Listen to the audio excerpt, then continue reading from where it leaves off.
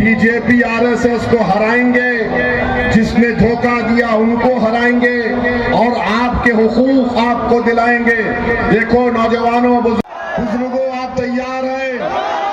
सिर्फ यहाँ पर हाथ उठाकर घर में जाके सो नहीं जाना, सो नहीं जाना। Breaking news right now. Joining us now for more on all of this, White House Press Secretary Kayleigh McEnany. नमस्कार मित्रों, मैं आपका दोस्त अमलेश कुमार अपने YouTube चैनल न्यूज दुपट्टे में आपका बहुत बहुत स्वागत करते हुए एक बहुत बड़ी खबर के साथ रूबरू हो चुका हूं। मित्रों, आप मुझे वोट दो, मैं आरएसएस, मोदी, अमित शाह को हराऊंगा और पूरी सिस्टम को, पूरी देश को बदल दूंगा। जिसने तुम्हें धोखा दिया है मित्रों, ये मैं नहीं कह रहा हूं, ये आज बिहार के सीमांचल जिलों में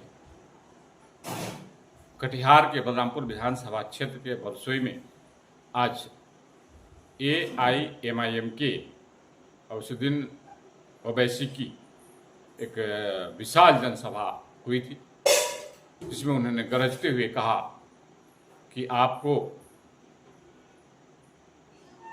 एक मजबूत ताकतवर बनना है, इसलिए आप एक मजबूत ताकतवर एक विधायक को चुनिए। उन्होंने साफ लोगों से आह्वान करते हुए अपने चीर प्रति अंदाज में गरजते हुए कहा कि आप लोग मुझे वोट दें, मैं मोदी को, अमित शाह को, आरएसएस और बीजेपी को हराने का काम करूंगा। जिसने उन्होंने इशारे में राजद लालू परिवार पे जोरदार हमले बोलते हुए कहा कि जिसने आपको इशारे में कहा, बिना नाम लिए, कि जिसने आपको धोखा दिया, लगातार छलने का काम किया, इस बार हमें आप वोट दीजिए। मैं वादा करता हूं कि आपको निश्चित रूप से पूरी सिस्टम नीचे से ऊपर तक बदल दूंगा। तो मित्रों, औसुद्दीन ओवैसी ने क्या कुछ कहा, पूरी खबर विस्तार पूर्वक देखिए और उन्हें साफ गरजते हुए अपने चिरपतित अंदाजे में किसी को नहीं छोड़ा। देखिए मित्रों, ये लड़ाई उन 25 साल से कम उम्र बच्चों की है, जो कल आने वाला कल उनका हो सकता है। अगर तुम बेदार नहीं होगे, अगर तुम इसी तरह वोटर बनोगे तो फिर कुछ नहीं मिलेगा। आप वोटर बनेंगे या शहरी बनेंगे, हमको बताओ। आप वोटर बनेंगे या शहरी बनेंगे, बताओ। बीजेपी से मत डरो, अल्लाह से डरो और बीजेपी हारेगी इंशाअल्लाह ताला। और हम मोदी, अमित शाह को बोलते हैं कि जब सीमांचल को आप आते हैं तो सीमांचल की जनता को बदनाम मत करो मोदी, कि यहाँ पर घुसपैठी आ गए।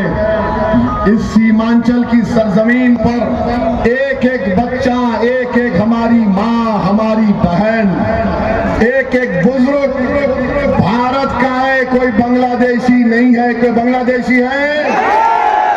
हम सब भारत के हैं ना। अब मोदी आकर बोलते हैं यहाँ पर घुसपैठी आ गए, तो उसका जवाब यह है कि मोदी को हम बोलते हैं 11 साल से प्रधानमंत्री मोदी है या सीमांचल का कोई शख्स है, बताओ। होम मिनिस्टर, गृह मंत्री अमित शाह है या फिर वारिस पठान है, हमको बताओ। तो फिर तुम्हारे नाक के नीचे अगर कोई बांग्लादेशी आ गया तो तुम नाकाम, तुम कुर्सी छोड़ के जाओ।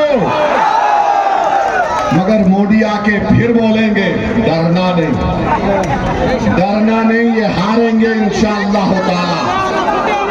आप और हम मिल के हराएंगे मोदी को, भारत को और सीमांचल को बचाएंगे, बिहार को बचाएंगे।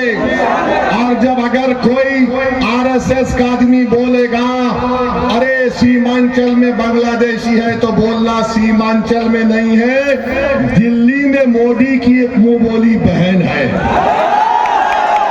जिसको बांग्लादेश की जनता ने भगाया तो वो मोदी के पास आ गई। मोदी ने कहा मेरी बहना, मेरे छत्र छाया में रहना। हम मोदी जी को बोलेंगे आप सीमांचल को लाओ, हम उसको बताएंगे बांग्लादेश का रास्ता और उसको धकेल देंगे बांग्लादेश। कितना जुल्म किया जा रहा है बंगाल के हमारे बंगाली जबान बोलने वाले मुसलमानों को पकड़कर उठाकर बांग्लादेश में फेंक देते हैं। आज अखबार में रिपोर्ट पढ़ा कि कोलकाता हाई कोर्ट ने कहा कि 4 हफ्ते में वो जो 2 बंगाली मुसलमानों को मोदी की हुकूमत ने बांग्लादेश में ढकेल दिया, उनको वापस लाओ। उसमें हमारी एक बहन है 8 महीने की प्रेग्नेंट है, हामिला है, उसको पकड़कर बांग्लादेश में फेंक दिए। ये जुल्म का खात्मा होगा। और याद रखो, मोदी, नीतीश कुमार, चिराग पासवान और कुशवाहा साहब ने मिलकर एक ऐसा कानून बनाया है जिसके जरिए हमारी मस्जिद को छीनना चाहते हैं, हमारे दरगाहों को छीनना चाहते हैं, हमारे कब्रिस्तानों को छीनना चाहते हैं।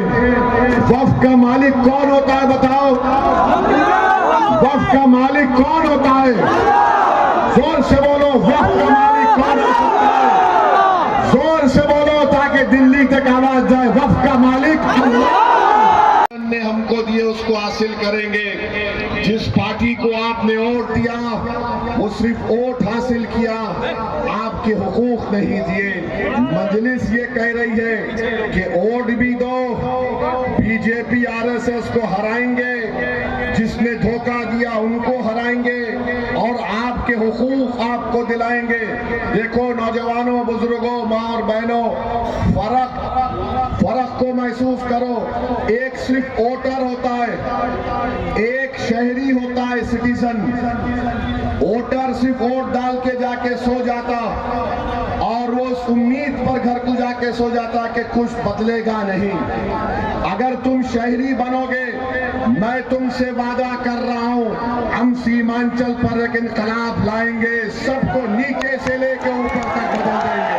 नहीं सकते जमीन और आसमान के खालिक से इंशाअल्लाह ताला ये हासिल करना चाहते हैं। जब वोट डालने जाओगे तो याद रखना ये भी कि जब मोदी की पार्टी ने, नीतीश कुमार ने, चिराग पासवान ने ये कानून लाया तो भारत की पार्लियामेंट में आपका भाई, आपका बेटा, आपका खादिम असदुद्दीन ओवैसी ने उस बिल की धज्जियां उड़ा दी, कानून और संविधान का हवाला देकर।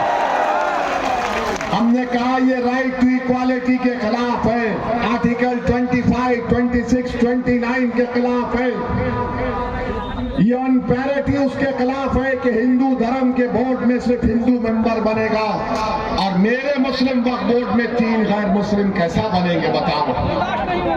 बोध गया है बिहार में, उसका मेंबर सिर्फ हिंदू और बौद्ध मजहब का आदमी बन सकता है। जब वोट डालने जाएंगे याद रखना कि असदुद्दीन ओवैसी तुम्हारे खादिम ने पूरे देश के सामने पैगाम दिया कि मोदी जो कानून बना रहा वो काला कानून है। हमने उस कानून की कॉपी को फाड़ कर पार्लियामेंट में फेंक कर कहा ये कानून गलत बन रहा है। हमने सब कोशिश कर ली गठबंधन में जाने के लिए, खत लिख दिया लालू जी को, तेजस्वी को। अब बिहार की जनता जानती है, सीमांचल का बच्चा बच्चा जानता है, भारत जानता है कि ओवैसी और अख्तरुल ईमान ने बीजेपी को रोकने की कोशिश की बिहार में, और कौन रोकना नहीं चाहता वो आप जानते हैं और आपको इसका भी फैसला करना पड़ेगा। तो वोटर बनकर नहीं, शहरी बनकर वोट देना है। आपके राइट्स आपको मिलना और मिलेंगे इंशाअल्लाह ताला। आपका बहुत शुक्रिया।